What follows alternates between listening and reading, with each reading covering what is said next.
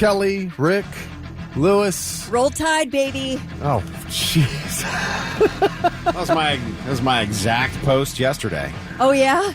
Yeah. I really cannot wait. I said- hope Alabama smears Michigan all over the field. I cannot wait for this game. 17 hours ago, I said, and suddenly, almost without warning, I have an overwhelming desire to see Nick Saban prove exactly how great he really is.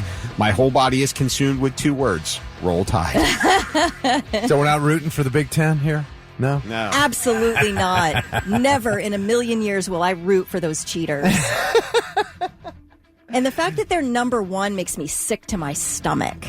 I'm not kidding. That is how deeply the hate of Michigan was instilled in me by my father at a young age. I get it.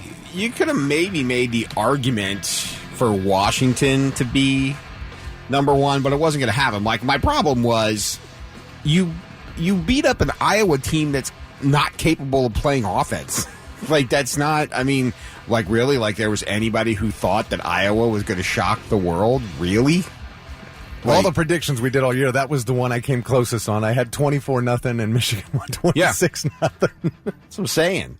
Well, Florida State got screwed. I think we can all agree there. But Alabama is a better opponent right now. Thick for and I Michigan. were just talking about this. Florida State got screwed. They did. Well, my problem is they did and they didn't. The problem is the inconsistency, like the reasons for them being screwed. Oh, they're not a strong enough team. Okay, Well, they were ranked number 4 before. But neither was University of Cincinnati a couple of years ago, but they went undefeated and you put them in, and everybody knew that they were going to get cleaned in the tournament, and they did. And then a couple of years, they lost their starting quarterback. Okay, a few years ago, Cardale Jones, a guy nobody had heard of, being the third-string Buckeyes quarterback, and we lost our quarterback, and where were we? My problem is the inconsistency. It's very inconsistent. Wait. All right, the difference is this backup quarterback for Florida State did not go out and win their conference championship 59-0 like Cardale Jones did that year before they put us in the playoffs. But according to the great Herm Edwards, you play to win the game. Come on, we all know how this works. Look, I agree. Florida State went undefeated. It sucks. It's not fair. But at the same time, without that Heisman quarterback, they are not a championship team. They were not going to win in the first round even. But are you telling me that as good as UC was under Fickell under their undefeated season, that was the championship team? No. Okay. No, they weren't. Yeah, you can't just say, "Oh, now we're going to change the rules." It's not about your record anymore. It's about all these little things that we're going to decide in a back room somewhere. Like, well, we don't think you're a good opponent now, even though you won all your games. And if you wanted TV ratings, the real play there is you bump Alabama and Georgia out, put them in another bowl game, and run with Michigan, Washington, Texas, and Florida State. Yeah. You wouldn't have been able to argue that because... Well, right, but Florida State is not...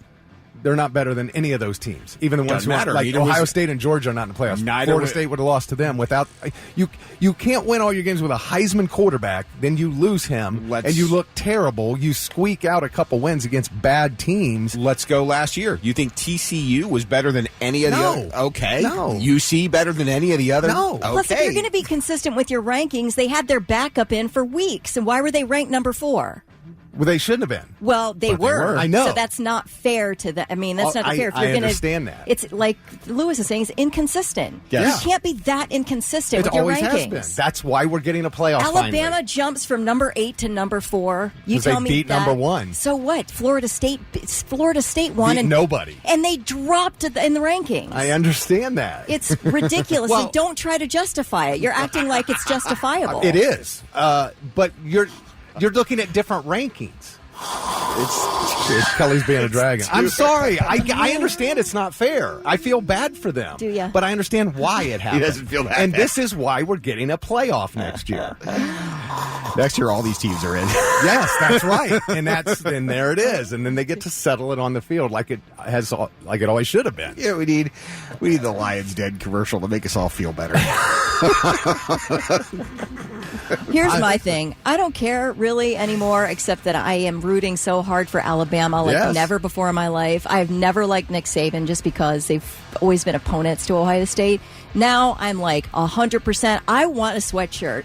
Roll Tide, baby. I cannot wait to see. If Michigan isn't completely decimated, I will be absolutely saddened. I think ruin your Christmas. I think Texas or Alabama is going to win it all, but that's just me. I'm more pissed. The thing I'm most pissed about is that Ohio State doesn't get to play Georgia. We're going to go play Missouri while Georgia plays Oregon. Nobody wants to see either one of those games. We should have Ohio State playing against without Georgia. Like 20, 30, 40 of our starters. I'm cool with it. We can go play Missouri. That's fine with me. I don't care. We're not even going to have our great players on the field, are we?